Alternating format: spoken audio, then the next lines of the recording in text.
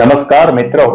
दीपोत्सव म्हणजेच अंधकारातून प्रकाशाकडे नेणारा उत्सव.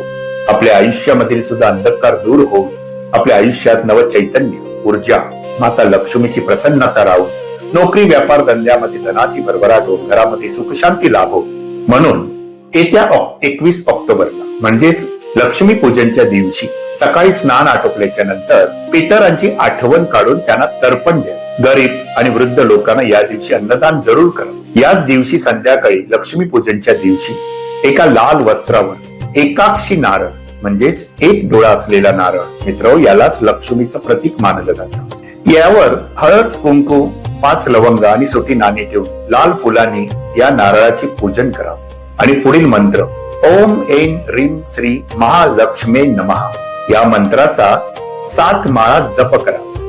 नंतर या नारळास आपल्या व्यवसायाच्या ठिकाणी किंवा घरात धनस्थानी, तिजोरी किंवा देवाऱ्यात याची स्थापना करा. रोज याची धूप, दीप, अगरबत्तीने पूजा करावी आणि 1 माळ जप जरूर करावा. तसेच याच दिवशी रात्री पिंपळाच्या झाडाखाली तुपाचा दिवा प्रज्वलित करावा आणि माता लक्ष्मी प्रसन्न राहावी म्हणून माता लक्ष्मीस प्रार्थना करा.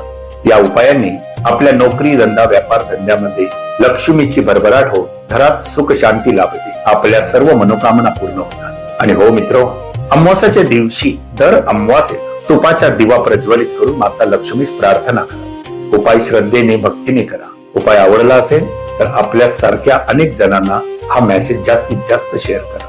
मंदार केरकर ॲस्ट्रो सायन्स तर्फे आपणा सर्वांना दीपोत्सवाच्या खूप खूप शुभेच्छा.